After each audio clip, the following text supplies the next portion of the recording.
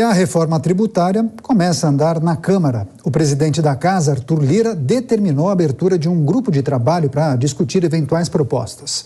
O nosso convidado é o coordenador do grupo, o deputado federal Reginaldo Lopes, do PT de Minas Gerais, a quem agradecemos demais pela participação. Deputado, seja muito bem-vindo aqui à Jovem Pan News.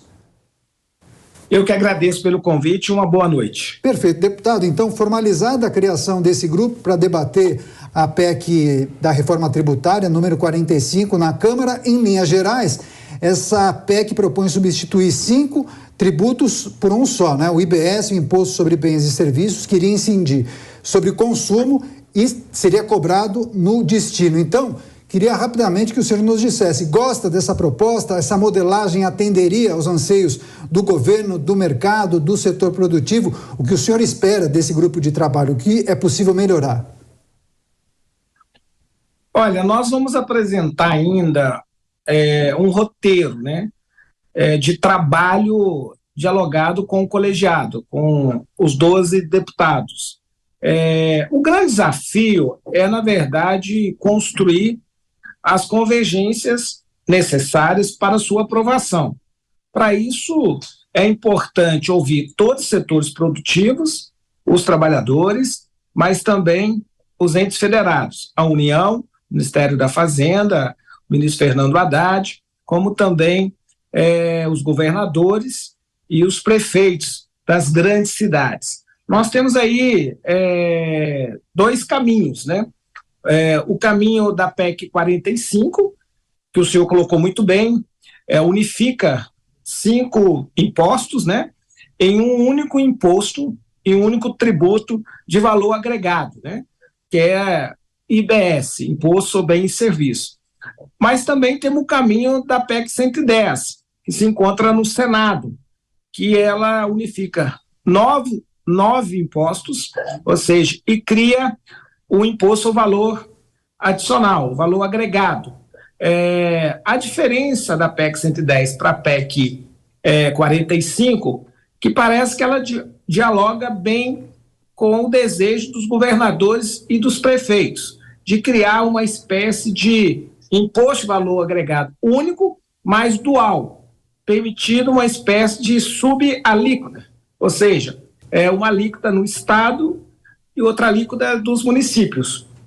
Mas o que nós precisamos, de fato, fazer é diálogo e construir o apoio necessário político dos governadores, dos prefeitos, do setor produtivo, também com o governo, e apresentar um relatório para o plenário, que eu acredito que, de fato, nós tenhamos as condições aí num prazo de 90 dias. Deputado, então há ainda aquela possibilidade de se juntar partes dessas 2 PECs que o senhor muito bem explicou, se criar uma única proposta de reforma tributária que agrade todas essas classes e categorias que o senhor mencionou e que isso comece, inclusive, tramitando pela Câmara dos Deputados? E sobre o fatiamento, isso está sobre a mesa ainda?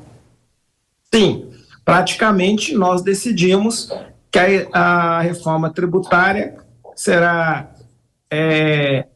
realizada em 2 etapas, até porque a reforma dos tributos diretos, vamos dizer assim, ela se dará por lei infraconstitucional, já tem previsão constitucional, seja do imposto de renda, do imposto sobre patrimônio, né?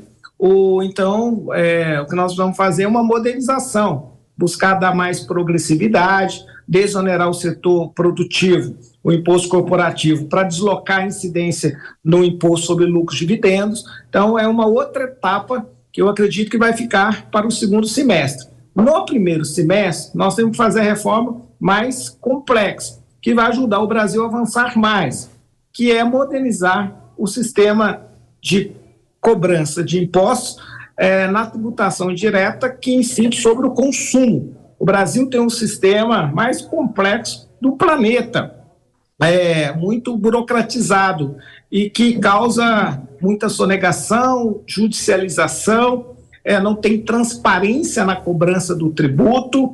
Então, nós vamos um sistema que permita criar um ambiente, né, um ecossistema mais favorável para atrair novos empreendimentos, novos investimentos e que possa fazer o Brasil voltar a crescer. E, ao mesmo tempo, Lívia, é possível também fazer justiça social nesse tributo indireto, porque é possível garantir um grau de progressividade, ou seja, podemos trabalhar com alguma alíquota diferenciada para setores tão importantes como educação e saúde, e podemos também criar a devolução desse tributo para as pessoas de menor poder econômico, ou seja, para os mais pobres, numa espécie de cashback, né, do imposto, ou seja, o cidadão pagou na cesta básica aquela alíquota ali do valor agregado, valor adicional, devolve imediatamente em crédito. Então, é possível, sim,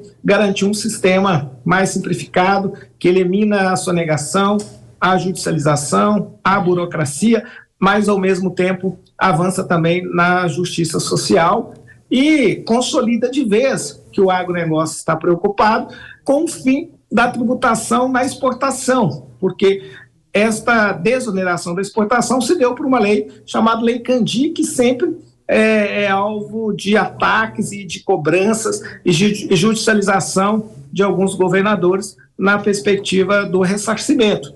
E, ao mesmo tempo, desonera em definitivo o capital produtivo, os novos investimentos, mas também tributa o imposto, tributa a importação. Então, eu acho que é possível. Eu acho que essa reforma é uma reforma do ganha-ganha. Ganha um projeto de país, um projeto de nação e um modelo mais atualizado, mais moderno. É bom lembrar que o último país na Europa a implementar um imposto único para o consumo foi a Itália há 50 anos atrás, em 1973. Então, o Brasil está muito atrasado no modelo de tributação sobre o consumo. E aí eu encerro dizendo o seguinte: o Brasil tem os 2 piores tributos do mundo, ou seja, tributa muito mal. Não é que a carga tributária é muito elevada, é que a incidência penaliza o setor produtivo, porque nós temos o maior imposto corporativo, o imposto sobre pessoa jurídica, que impede as empresas de fazer reinvestimento,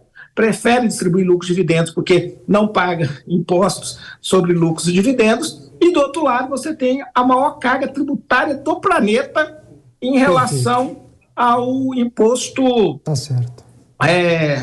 Desculpa aí, entrou uma ligação aqui no celular. Tem a maior carga tributária do ponto de vista do consumo. E é bom dizer que o Brasil é um país que a sua riqueza, o PIB, mais de 70% é formada pelo consumo das famílias. Então, tributar exageradamente o consumo impede o Brasil voltar a crescer, porque retira dos mais pobres a sua renda e o seu poder de compra. Tá certo, informações importantes tratadas nessa entrevista sobre reforma tributária com o deputado federal Reginaldo Lopes, do PT de Minas Gerais, a quem agradecemos demais pela participação. Deputado, certamente gostaríamos de escutá-lo várias vezes, porque esse será um processo longo, demorado, vai ser importante conversar com o senhor aqui na Jovem Pan News. Muito obrigado, boa noite e até a próxima. Boa noite, me coloco à disposição da Jovem Pan News para a gente trocar boa informação. Boa noite, deputado.